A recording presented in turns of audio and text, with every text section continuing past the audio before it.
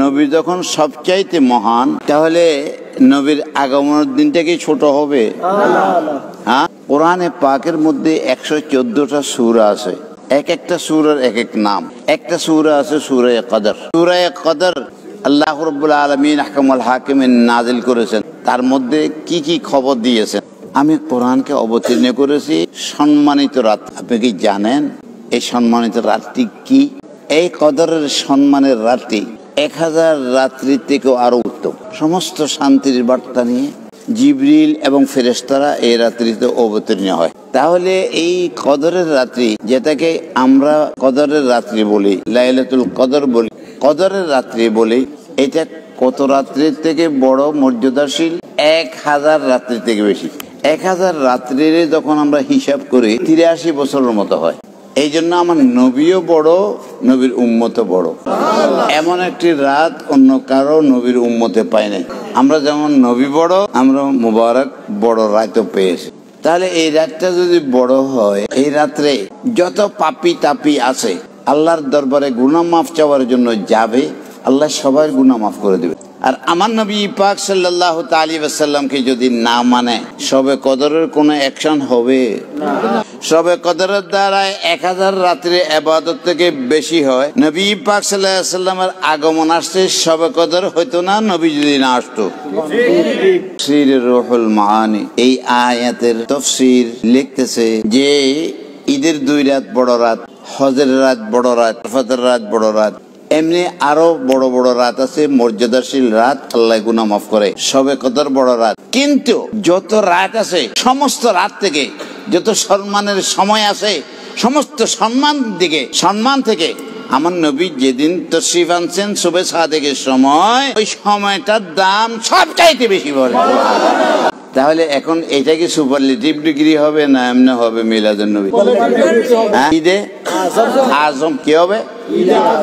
সবচাইতে বড় খুশি, সবচাইতেই ছেলের জন্ম থেকে বড় খুশি, শবে কদরের খুশির থেকে বড় খুশি, হ্যাঁ, হজের রাত্রি থেকে বড় খুশি।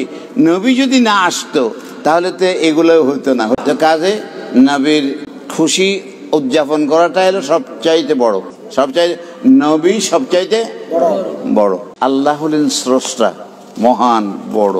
নবী হলেন সৃষ্টির মধ্যে নবী বড়।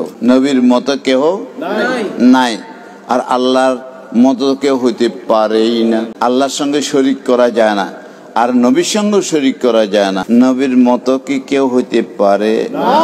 কোরআনে পাক ৪র্থ পারা আল্লাহ রাব্বুল আলামিন আহকামুল হাকিমিন ঘোষণা করেন যে সমস্ত নবীদেরকে তৈরি করার পরে তাদের আত্মাদেরকে এক জায়গায় রাখা হলো। তাদেরকে বললো তোমরা এখানে থামো। রাসূল পাক সাল্লাল্লাহু আলাইহি ওয়াসাল্লামের আত্মা মুবারককে আনে। এখন রাসূল মুবারক পাক সাল্লাল্লাহু আলাইহি ওয়াসাল্লাম যখন আসছে, সমস্ত নবীদের যত আলো ছিল সব কিছু দেখা যায় না, আর শুধু নবীর আলোটাই দেখা যায়। তো নবীরা বলতে আরম্ভ করে, এটা কি আবার, এটা কোন নবী, এটা কোন আলো, কোন নূর, আমাদের সবকিছু চলে যাচ্ছে, দেখা যাচ্ছে না। তা আল্লাহ রাব্বুল আলামিন আহকামুল হাকিমিন কয়, এই দেখো আমার বন্ধু যেখানে আনছে, তিনি না হলেন তোমাকে আমি তৈরি করতাম না, তোমাদের কাকেও তৈরি করতাম না, আর কারণ তৈরি করছি। এখন তাকে আমি পাঠাবো সবাই পরে, তোমাদেরকে পাঠাবো আগে। তোমরা তোমাদের যুগে যুগে তার প্রচার করতে হবে, তার নাম বলতে হবে, তার পরিচয় দিতে হবে। আর এখন এখান থেকে ওয়াদা করো, আল্লাহ রাব্বুল আলামিন আহকামুল হাকিমিন ওয়াদা করো, আমার এই বন্ধু গেলে তোমরা তোমাদের নবুয়তের পদ ছেড়ে দিয়ে আমার নবীকে মানবা। শুধু তোমরা তোমাদের দলবল নিয়ে আমার নবীকে মানবা। তোমরা মানো, সবাই এক বাক্যে বললে আমরা মানি। আর যদি না মানো, নবুয়তের দফতরে তোমাদের নাম থাকবে না। এটা কত বড় নবী। ইমাম সাহেব যদি পাক পবিত্র হয় তো নামাজটা কবুল হয়, উম্মতের গুনাহ মাফ হয়ে যায়। আর ইমাম সাহেবের যদি ওযু না থাকে, আর আপনি একদাদা করছেন, ভালো করে ওযু বানাই গেছেন, তাহলে আপনার নামাজটা হইব। ইমাম বেজাল্লা হলে মুক্তাদের কাম ফুরাইতো না, শেষ হইতো না। যদি বেজাল্লা নবী হয় তাহলে কেমন হইব? কাদিয়ানীদের মধ্যে একটা নবী আছে না, আজ বেজাল্লা না, ভেতরে মানলে কি হইব? হ্যাঁ, ইমান থাকবো?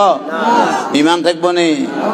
সমস্ত নবীদের থেকে আল্লাহ ওয়াদা নিচ্ছেন তাকে মানবা কিনা। এনে গেলে তোমার নবুয়ত ছেড়ে দিয়ে তোমার দল বল নিয়ে আমার বন্ধুকে মেনে নেবা।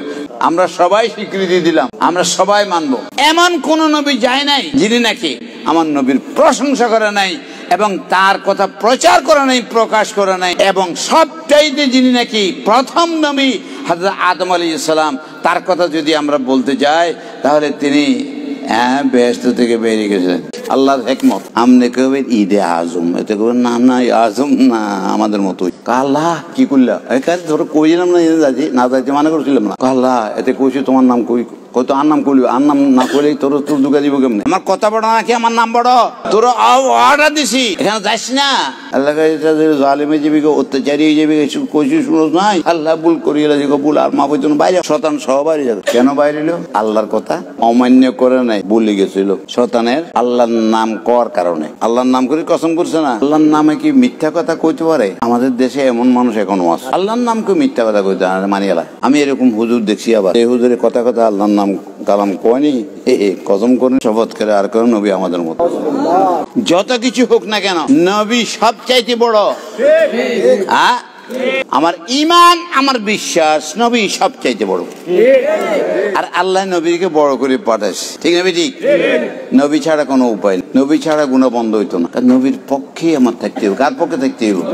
তাহলে আমরা জীবন যাপনটা করব কি দিয়ে করব? আমরা প্রাণপণে নবীর দিকে যাইতে হইব, ঠিক না? ঠিক।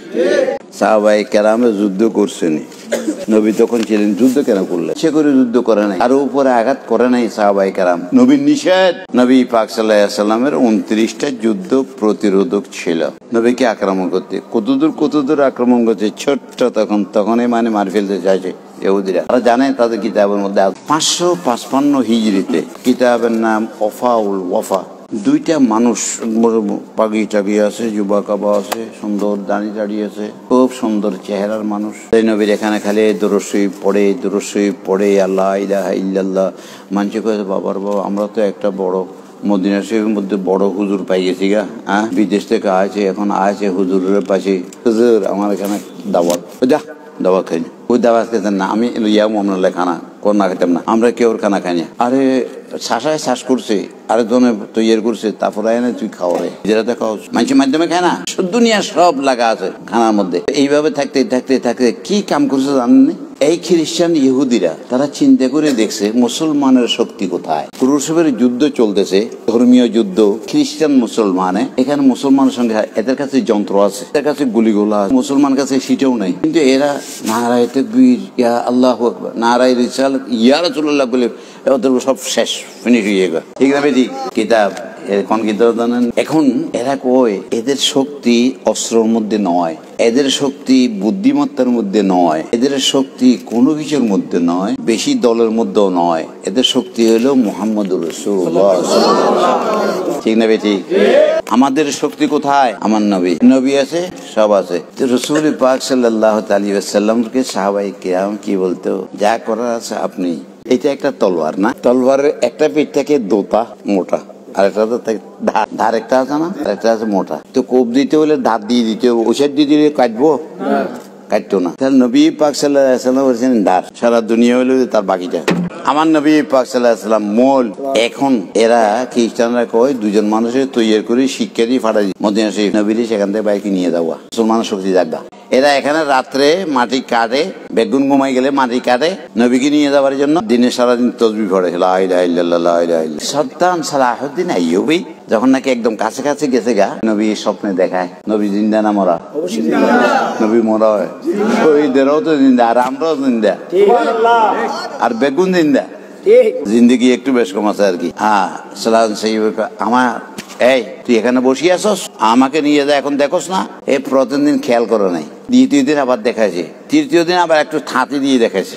না চলে আসছে সৈন্য সামন্তর লয় মদিনা শরীফ আসছে। আর একটা বুদ্ধি করছে, যখন হুজুর টাইপের মানুষ, হুজুর টাইপের দাওয়াত দিলে আই যাবো। যখন নাকি দাওয়াত দিছে, ব্যাগ গুণ আইছে মদিনা শরীফের ব্যাগ, হুজুর আইছে, ব্যাগ আই গেছে গা, কম মিশে কথা। কারণ এমিয়ানা নবী দেখাই দিছে মানুষ, এগুলো আসে নাই। তারপরে রাসূল পাক সাল্লাল্লাহু আলাইহি ওয়াসাল্লাম দেখানোর মতো করতে কইল আর আছে নাই, কোন নাই, দুইটা হুজুর আছে, কারো বাজে দাওয়াতও খায় না, জিয়ারতও যায় না, আর কিচ্ছু করে না, লেখালে মুরুদ করে আর কিছু না। এই দুইটার নিয়ে আসো। আরে বাপরা হুজুর, এবার জ্বালাই লাগবে আমরা। বাদশাহ কয় এটা জ্বালা লাগবে, ঠিক আছে আমার লইছ। গেছে যাই দেখি মাত্র অ্যারেস্ট করো হইলে, দেখি মাত্র অ্যারেস্ট করছে। এরা কয় আমাদের কেন অ্যারেস্ট করো, আমরা তো কেবল লেনদেন নাই, কোনো কিছু নাই। কয় কথাবার্তা কম।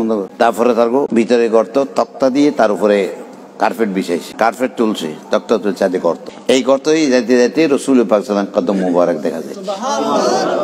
সালাউদ্দিন আইয়ুবী চুমু দিয়ে তারপরে এই রওজায়ে পাকের চতুর্বারে সীসা গলায় বন্ধ করে দিছে, একদম সীসা যে বন্ধ করে দিছে। নবী নিয়ে যাচ্ছে, নবীরে চিনলো পাওয়ার হিসাবে, আর আমরা নবীকে পাওয়ার হিসাবে চিনি না। এটা কোন নবী?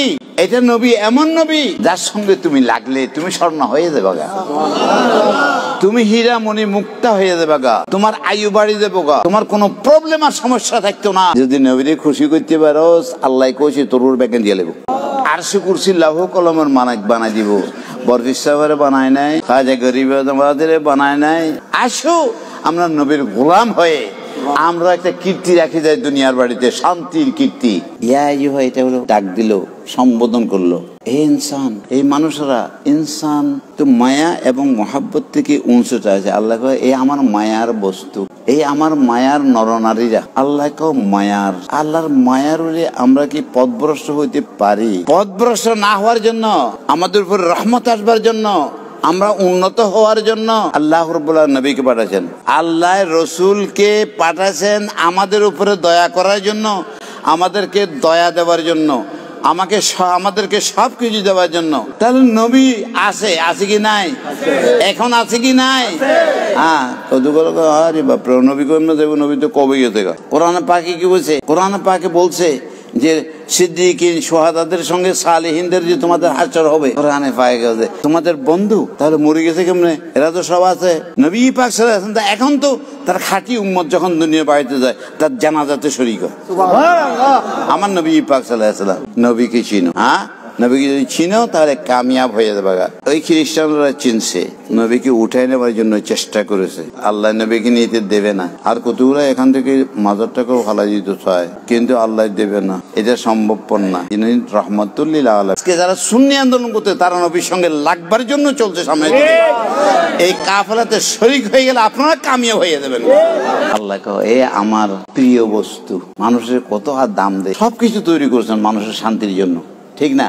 এতগুলো দেওয়ার পরে আল্লাহর সঙ্গে আল্লাহকে সব চাইতে বড় নেয়ামত যেটা, এটা রসুল পাক সাল্লাল্লাহু আলাইহি ওয়াসাল্লাম। রসুল পাক আগমন, এটা সব চাইতে বড় বিরাট আগমন, তার মতো নয়। তার নাম হলো দেখি ঈদ আরবিতে কইছে আর কি। আমরা বড়, অনেকে আবার বড় রেখে, হ্যাঁ সবচাইতে বড় আর আজমের অর্থ হলো সবচাইতে বড়, সুপারলেটিভ ডিগ্রি। তো আল্লাহ রাব্বুল আলামিন আমার ভাবপতের বস্তু, বহু আদর করি বানায়। তোরা কেউ চাস নাই দুনিয়াতে আসতে, আমরা কিচ্ছু বলতে পারি না আল্লাহকে। আল্লাহ দয়া করি মায়া করি আমাদেরকে তৈরি করছে। কেন তৈরি করেছে? আল্লাহর নাম কালাম করার জন্য, আল্লাহর ইবাদত করার জন্য।